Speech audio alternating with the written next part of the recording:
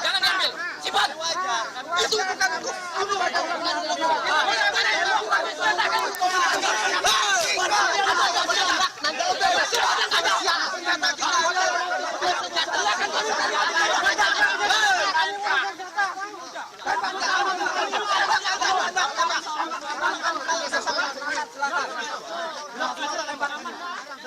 senjata persiapan kami.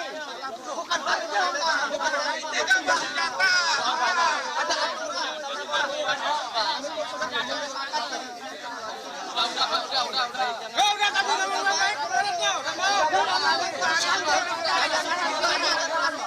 hari ini kami dikatakan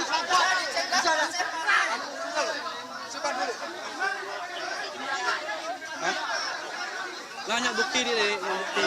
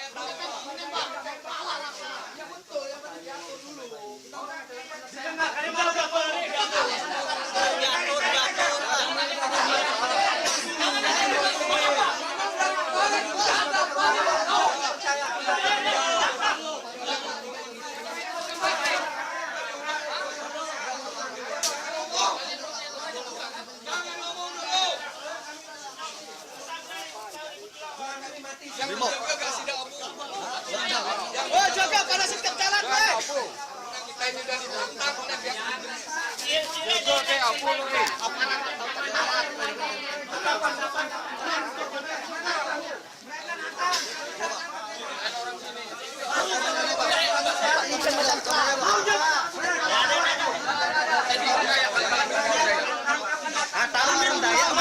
senjata tuh jangan dimainin. Kalian juga mau senjata tajam kan? Senjata tajam. Sama ini juga kena macam. Ada itu ah. Menjaga pun pertama. Tidak masuk atas keamanan. Saya tahu tipikal kalian. Saya tahu. Saya juga orang kampung, bukan orang kota. Berapa? Udah dulu. Perwakilan.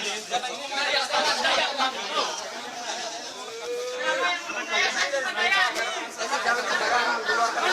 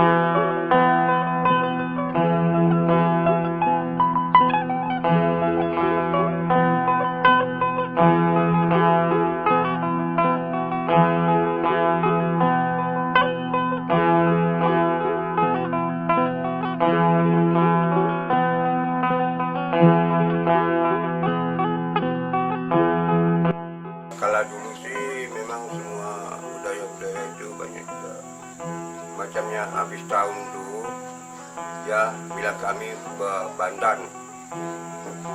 Badatullah bilang kami. Itu kan menyapa tahun bilang kami itu lalu yang segala area sungai, segala tanah air, kayu-kayuan semuanya. Tapi sekarang sudah didatangi oleh PT, lalu jangankan mereka yang muda-muda, yang tua-tua juga sudah melupai daripada kebudayaan itu. Nah, jadi setelah itu lalu orang PT juga belandakan semua hutan-hutan, apalagi yang sudah dikasih dan direla, walaupun yang tidak, biasa juga orang itu sembunyi-sembunyi oleh orang-orang yang di kampung ini, karena rupanya orang yang besar ini memang orang yang punya duit, orang yang punya uang. Jadi masyarakat ini memang masuklah dengan duit itu, suka-suka. Jadi terpaksa dia berjual tanah. Lalu setelah itu orang PT juga tidak mengenali orang pimpinan. Orang PT tidak mengenalkan pimpinan mereka. Ya, orang pimpinan itu sebenarnya barang yang rapat dengan dia ya kasih apa pun kami masyarakat tidak tahu. Tapi yang pimpin di bawah itu macam RT, macam dusun, tidak tahu apa-apa. Cuma kepala desa yang sering mengurus ke sana itu. Tak apa diurusnya, kami juga kurang tahu. Nah, dibentuk koperasi. Nama perusahaan itu Tridaya Mukti waktu itu. Nama koperasi. Jadi kami yang ada di sekitar desa Batu Jaya itu dibentuklah sebagai anggota koperasi. Nah, kata mereka tuh harus diadakan koperasi dulu untuk dibikin plasma. Nah, jadi koperasi plasma. Ternyata setelah tahun 2000 sampai sekarang koperasi pun tidak ada cerita. Koperasi plasma. Jadi plasma pun dari tahun 97, anggaplah kita hitunglah dari tahun 2000. Dari tahun 2000 sampai sekarang tidak ada plasma. Beberapa kali kami nuntut hanya dikasih kompensasi, pertama dikasih 70.000. Setelah itu pada tahun 2013 nah, setelah itu dikasih 300.000. Padahal janji tahun 2014 tuh kan sudah masa konversi. Tapi ternyata batal. Malah dikasih kompensasi hanya 300. Padahal kalau dia sterilisasi awal, dia bilang tuh ada inti, itu ada plasma. Dengan pola 80-20. Tapi ternyata itulah sampai sekarang tidak ada plasma, yang tidak ada. Jadi saya pikir perusahaan ini hanya mencari keuntungan pribadi dan golongan tertentu, bukan untuk membangun, membina masyarakat. Walaupun dia berkata sebelumnya dulu tuh untuk mensejahterakan masyarakat, tetapi yang terjadi hanya masyarakat yang jadi penderita, ditindas seperti zaman penjajahan. Ini memang muncul penjajahan itu, penjajah Belanda pun hitam kata orang tuh. Ini mungkin pemerintah lah yang menjajah masyarakat sendiri. Mengapa saya bilang pemerintah yang menjajah masyarakat sendiri? Setiap sawit itu, perusahaan sawit, saya rasa pasti ada aturan pemerintah di situ. Tapi mengapa aturan pemerintah seperti ini? Karena saya berkata begitu, kami pernah sampai audiensi ke DPR, mengatakan permasalahan itu banyak permasalahan. Sampai sekarang tidak ditanggap. Nah, setelah itu tahun 2014 izin yang 2010 kan sudah habis. 3 tahun masa izin diperpanjang 1 tahun. Jadi tahun 2014 sudah habis. Setelah itu kami pada tanggal 8 Januari diundang rapat di kantor Setda. Nah, di situ kan Pak Pranseda tidak ada janji-janji itu yang ditepati.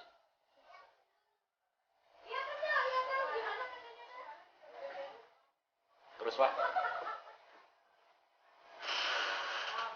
Ya, sering perusahaan mengatakan, baik pun perusahaan, pemerintah, sering mengatakan kepada masyarakat bahwa masuknya perkebunan sawit itu untuk mensejahterakan masyarakat, untuk menciptakan lapangan kerja untuk masyarakat setempat, tapi yang nyatanya bukannya sejahtera yang kami rasakan, tapi sengsara. Seolah-olah ini penjajahan, kembali ke zaman penjajahan lagi. kesengsaraan apa yang Bapak rasakan? Contoh kesengsaraan apa saja Pak? Ya, sengsaranya itu banyak. Masalah sungai, dulunya itu banyak ikan. Hutan-hutan banyak binatang. Jadi masyarakat untuk mengambil, memburu, berburu, memancing itu enak. Terus hutan-hutan pun banyak obat-obatan tradisional untuk digunakan masyarakat sehari-hari. Kadang-kadang seperti obat luka misalnya, ya pasak bumi segala macam sekarang habis, musnah. Terus tahun 2012 saya itu pernah pemandu alat di kontraktor PKM untuk pembukaan lahan. Saya sangat sedih sekali karena sungai yang dulunya lurus berbelok-belok ciptaan asli ciptaan Tuhan oleh kontraktor itu diluruskan, dibuat baru kembali oleh kontraktor itu, sehingga perumahan ikan itu untuk dia berkembang biak, bertelur segala macam habis, musnah.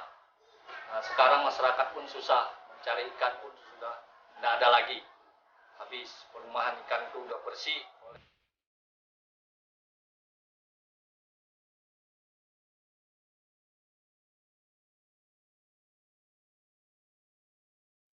Kami masyarakat semuanya bukan dan tidak lain. Minta perhatianlah dari semua DPR, MPR, dari kabupaten, dari itu provinsi. Karena kami ini sangat, jangankan tidak ada apa-apa, walaupun yang ada menjadi penderitaan. Nah, karena itu kami yang tidak punya tanah juga memang tidak ada mau dijual beli. Orang yang punya tanah juga dia suka-suka jual beli. Nanti akibatnya limbah-limbah itu kena semuanya. Barang yang tidak berjual pun kena. Tapi maaf kita ngomong tuh barang yang jual itu duitnya mewah. Nah, apa maksudnya? Sampai gitu. Tapi kita yang tidak ada ini salah. Kesakitnya saja yang merasa. Nah, lalu kami harapkan kepada pemerintah.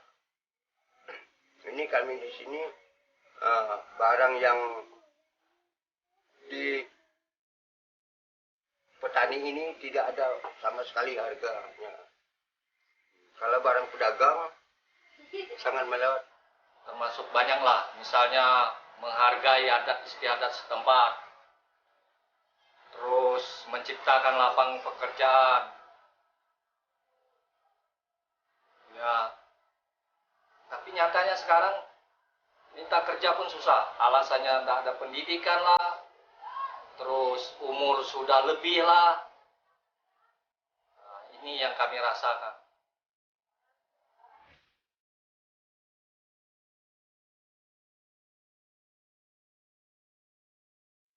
Kami sebenarnya sudah banyak melapor ke sana, ke sini, ke pemerintah daerah, ke provinsi, segala macam lewat surat-surat, bahkan sampai ada audiensi, tapi sampai sekarang tidak ada tindak lanjut sama sekali.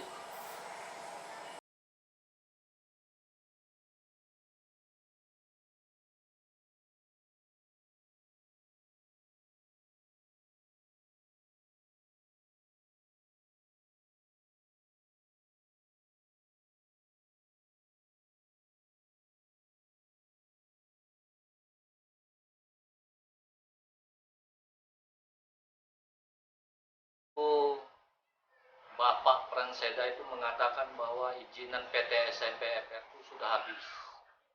Tapi sekarang masih juga penggarapan lahan itu. Berarti ini ada dampak mungkin pembiaran dari Satlak, Satgas juga, dan pun pemerintah daerah. Dan juga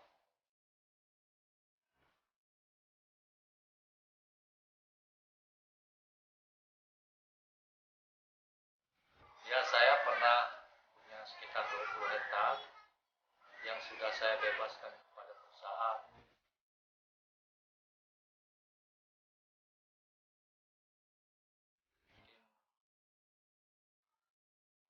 Janji-janji perusahaan pun katanya untuk mensejahterakan masyarakat, untuk menciptakan lapangan pekerjaan.